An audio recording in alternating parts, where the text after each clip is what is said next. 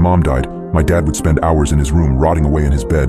Then it progressed to what he started doing in the basement. Trying to talk to him was useless, but looking back, I wish I tried to help him before he slipped into insanity. The first time I saw my dad slip down into the basement was when he was carrying a notebook and a mannequin. I tried questioning him about it, but the only response I received was a half mumble before he shut the door behind him. I shrugged it off, as I assumed he was finally embracing a hobby to cope, but I began thinking otherwise really fast. When a few days passed without seeing him emerge, I knew something was going on. I tried opening the door, but it was locked. No matter how much I knocked or even called his cell, he completely ignored me. Eventually, my brain started making assumptions about what was really going on down there. About a month into him being isolated, I started to wake up to him screaming as if he were being tortured long into the night. I knew at that point that he was completely losing his mind.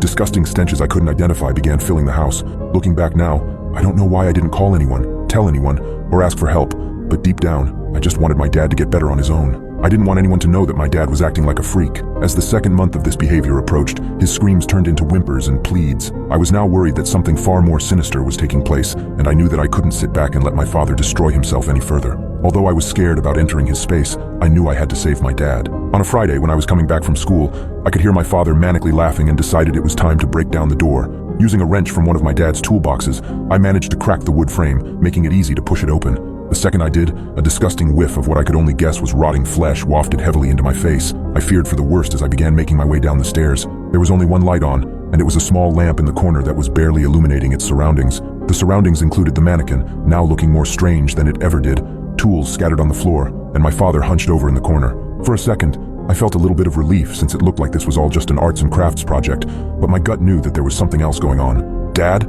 I finally said it after the longest few seconds of my life. My father began to slowly turn his body towards me, or at least what was left of it. Several bandages wrapped my father's limbs. Parts that hadn't been covered yet revealed deep wounds where his skin had been removed. My father's screaming during the night has now started to make sense. Not paying attention to my own body, my foot missed the next step on the staircase, and I tumbled down onto the basement floor. Immediately, I pushed myself up against the wall, doing my best to keep my distance from my dad. "Dad, what have you done?"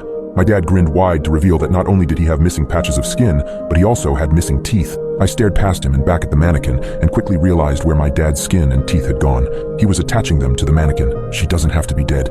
My father's voice was hoarse and rough. "Using my own skin, there's enough to share. There's enough for your mom. She doesn't have to be gone." The stench was now causing my stomach to stir, and I had to concentrate to not throw up. "No, Dad, she's gone. You have to let her go. You have to move on." My dad's smile faded. "That's what you think. That's what you want, isn't it?" My dad began standing up, pieces of flesh dripping off of him as he did. I could now see his body in full, looking like a half-decayed skeleton. "You came just in time, daughter. I'm running out of flesh for your mother. I could use some of yours." I shook my head. "Dad, please don't do this." "Don't worry," he said, slowly inching towards me. I don't know why I couldn't move, but it was as if my muscles were too frightened to listen to me. "This only hurts for a second," he said, raising a cheese wire slicer to my face. "The pain is no worse than the loss in our hearts already.